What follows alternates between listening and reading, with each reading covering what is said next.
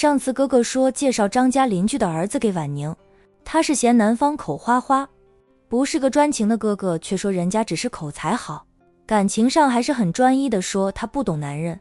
后来还是公公说不用他们管，哥哥才没有再说下去。今天介绍的是唐总的儿子，他见过对方几次，小伙子瞧着不错，跟婉宁挺般配的。他就听了哥哥的话，爸，唐先生我见过几次的，觉得挺不错的。我哥给婉宁介绍他，我就同意了。咱们不能总觉得别人是冲着富家的财产来，那样婉宁很难找到合适的。我不知道唐先生怎么惹毛了婉宁。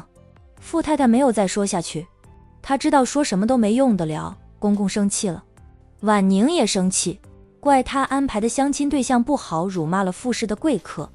我跟你说过，我看中了一个真正优秀的青年，他和婉宁很般配，我也给你看过他的相片，就是宛城陆氏集团的老总周阳。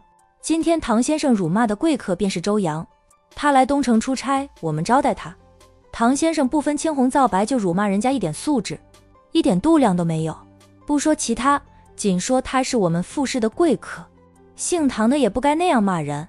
你知道他为什么会辱骂周总吗？就因为他看到周总比他帅，比他有风度，比他有本事，所以他嫉妒周总还没有弄清楚周总的身份，就先把人家骂一顿。这种气度的人，你说他很不错，说他适合婉宁。伊曼爸知道你担心婉宁，着急婉宁的婚事，我也担心也着急，但不能什么人都介绍给婉宁。你对姓唐的又了解几分？不能你哥说什么你就信什么，你要悄悄去打听，去了解一下男方的人品及他的家庭，才知道他到底是好是坏。以后不管是谁要给婉宁介绍男朋友，你都给我回绝了。我看中的孙女婿除了周阳就是战家的大少爷，但战少比婉宁小一点，婉宁不喜欢姐弟恋，所以战少被排除了，就只有周阳。周阳真的很优秀，他才是真正的优质男，不是你哥你姐介绍的那些男人可以比的。傅太太听到唐先生辱骂的是公公相中的人，也觉得唐先生太没有素质了。他和周总都没有见过面吧？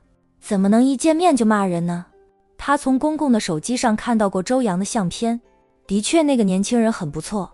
爸，我知道了，以后不管是谁要给婉宁介绍男友，我都会拒绝的。爸，那个周总和婉宁有戏吗？你不是说就是周总这么优秀的男人，婉宁都不喜欢吗？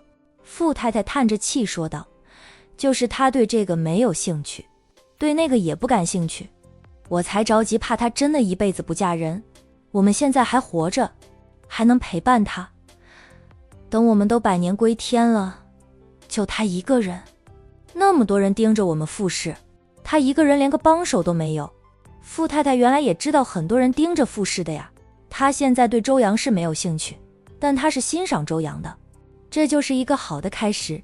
只要他们相处的时间多了，总会动心的，像周阳那样的真正优质男。我相信没有几个女孩子能抵挡得了他的魅力的。傅董缓和了脸色，知道儿媳妇也是担心孙女儿，只是耳根子软了点儿。咱们家婉宁也不差，我看得出来周阳也很欣赏婉宁，我给他们制造独处的机会了，借口说身体不舒服，晚上的宴会求了周阳陪婉宁去参加。傅太太愣了一下，你不是真的不舒服，是找的借口呀，不找借口哪能制造机会给他们独处，不独处哪能培养感情。他们俩也就上次我和婉宁去宛城见过一次面，这次周阳来东城属于第二次，见面的次数少，相处的时间就更少，但我们可以人为制造机会。总之婉宁的人生大事你不用管了，有我呢，我还能不为自己的孙女着想？傅太太连连点头吧，我知道了，以后我哥他们再给婉宁介绍男友，我都回绝了。周阳的确比他兄姐介绍的那些男人要好很多，不说能力家世如何，就是颜值都高呀。再者公公说的也对，其他人给婉宁介绍男友多少都有一心有企图的，但公公就不会有一心，是一心一意为了婉宁好。你能做到就好，我没什么事，你要回娘家看望你爸妈，你回去吧，晚上要是不回来吃饭，提前跟管家说一声。傅太太嗯了一声，再三确认公公真没有不舒服。傅太太才起身提起了她刚才准备好的礼品，回了娘家。张家离傅家不算远，开车的话也就10几分钟便到了。傅太太刚停好车，她的嫂子就从屋里迎出来：一曼来了，你哥正在说起你，你哥可生气了，说婉宁太不给他这个舅舅面子，好心好意给他介绍男友，他不领情就算了，还让唐家小子下不了台，还告了唐家小子一状。傅太太下车，从车上拿下那些礼品。张太太见状忙上前从小姑子手里接过了那些补品，脸上的笑容灿烂了几分。一曼，你每次回来都带这么多东西，太客气了。大嫂就是一些补品，给你们补补身子。我哥在屋里吧？在呢。傅太太，进屋里去。他大嫂先看了一下袋子里的东西，对于这些补品很是满意，才拎着大包小包跟着进屋里去。自从小姑子嫁入傅家后，他们家都不用买营养品了，想吃什么跟小姑子说一声，小姑子就会买回来。将近30年，省了一大笔钱呢。张太太对张一曼这个小姑子还是很好的，当然也是这个小姑子嫁得最好。其他小姑子大姑姐嫁的婆家虽然不差，却无法和傅家相提并论。他们张家的生意都是靠傅家帮扶才能撑下去呢。张一曼又好脾气，耳根子软，好说话，这样的小姑子来，一打张太太都喜欢。傅太太进了屋，她大哥见到她回来，并没有说话，还哼了2声呢，还像受了多大委屈似的。傅太太也没有像往常那样问好。她坐下后，等嫂子进来问道：大嫂爸妈呢？在小区和别人聊天吧，他们每天都喜欢出去听别人说是非，回来就跟我们说。张太太将小姑子带来的补品放在茶几上，对丈夫说道：一曼知道你生气了，送了这么多补品过来，你就别生气了。她挨着丈夫坐下，还推了丈夫2下，让丈夫说话。这些补品是拿回来给爸妈和嫂子吃的，不是带来向大哥道歉什么的。我也不需要道什么歉。张一曼对兄嫂说道。她的话音一落，他哥的脸色就变了，就连他大嫂都有点意外地看着他。张太太是意外这个小姑子居然会说出这么硬气的话。从她嫁入张家几10年了，这个小姑子最是软弱，只要她的兄姐多说她几句，她就得低头，总觉得自己做错了似的。她还跟丈夫说过，对这个小姑子要温柔点，哄着好过强势逼迫，毕竟人家是傅家的当家太太，傅家的财富他们张家拍马都追不上，张氏的生意都还依赖着傅氏，他们在一曼面前没有强势的资本呀。要不是一曼念着手足情，加上父母健在，她孝顺，早就翻脸了。外甥女就和一曼完全一样，他们这些做长辈的在外甥女面前连大声说句话都不敢，就怕惹毛了外甥女，停止了与张氏的合作，那样张氏连2个月都撑不到就会倒闭。张氏一倒闭，他们所有人的生活都会受到影响。张家年轻的一辈没什么本事，不像傅婉宁那样能独当一面，有本事撑得住傅氏集团，他们都是依赖着张家的公司过日子。傅太太的娘家兄弟、嫂子弟媳们都是靠着家里公司的收益才能过着优渥的日子，所以张氏对他们家来说非常重要，不能倒闭的，哪怕不能像傅氏集团那般蒸蒸日上，只要不倒闭，只要账上还有钱，他们一大家子的生活都有保障。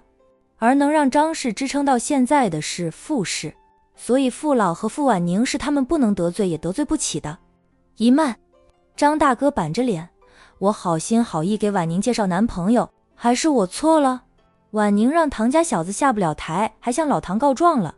老唐找我诉苦，我找谁诉苦去？婉宁让我在老唐那里落了脸，让唐家小子怨我怪我，你们不该向我道歉吗？一曼，这些补品我本也不要你拿回来给爸妈和你嫂子吃，我没有意见，这是你的孝心，但你得补偿我。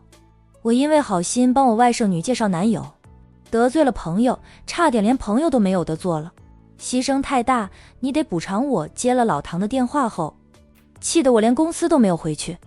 张一曼说道。我公公下午也没有回公司，也说是被气得不舒服的张大哥。谁气着老爷子了？他的气焰明显低了不少，也有点心虚。很快他又关心地问，老爷子没事吧？要去医院吗？老爷子可不能有事呀。虽然傅老爷子对他们张家也很不耐烦了，但老人家还会念着两家是亲家的关系，愿意一直帮着张氏公司。老爷子若是不在了，傅婉宁当家那个六亲不认，跟旧家完全不亲的外甥女，张大哥不敢保证张氏还能得到傅氏的帮助。他听说傅婉宁不止一次想砍掉与张氏的合作，说与张氏的合作完全就是扶贫。他那个外甥女啊，真的六亲不认的，对他这个大舅也不怎么样，也就是对两个老人家还好一点。若是老一辈都不在了，外甥女手起刀落，张氏就完蛋了。看得通透，他才会着急的，想通过拿捏外甥女的婚姻，为自己为张氏谋一条稳定的活路，不用像现在这样提心吊胆的，没事休息休息就好。晚上的宴会，老爷子就不出席了，他求了傅氏的贵客，就是中午被唐家小子辱骂的那个贵客。对方姓周，叫周阳，是宛城陆氏集团的当家总裁，还是宛城首富当家太太的亲外甥。听说从小就跟他小姨亲，他小姨和姨丈对他像亲生的一样。他本人能力非常强，颜值非常高，素养风度样样都是顶尖的。这是我公公给婉宁相中的对象，我公公正在给他们制造独处的机会。今晚婉宁出席林家的宴会，就是周总陪她去。傅太太看着兄嫂，表情严肃说道：大哥，我公公让我带给你一句话，婉宁的婚事不用你们操心了，他会安排好，也跟我说了很多很多。一句话就是我公公看不下去了，你们再折腾只会坏了两家的亲戚关系。回娘家的路上，傅太太也想了很多，她知道自己性子儿，有点拎不清，容易被娘家人当枪使，但她是真的疼自己的女儿。婉宁刚出生时知道是个女儿，她的确失望过，她是想为丈夫生个儿子的，儿子继承家产比女儿容易点，但是女儿她失望了一阵子后，还是接受了现实，哪怕是女儿，也是她和丈夫爱情的结晶，是丈夫唯一的血脉。公公说的对，傅家就婉宁一个孩子，傅家的一切以后都是要交给婉宁的，她帮着娘家人折腾，损害的是她女儿的利益。她是重情，容易被兄姐哄，找做些让女儿不开心的事，一旦让她在女儿和兄姐之间做一个选择，她肯定是选择自己的女儿。周阳的条件很好，真正配得上她的女儿。公公说了，周阳的条件人品皆优，不会贪图傅家的家产，因为人家自己就是豪门，身家不输于傅家，最重要的是人品，人品好的就不用担心他以后会夺傅家的家产，会对婉宁不利。公公还说了，周阳身边的长辈都是宠妻狂魔，周阳自小在那样的环境中长大，耳闻目睹受到熏陶以后也会是个宠妻狂魔。若是婉宁和周阳能在一起，那真是天作之合。傅太太选择了相信公公，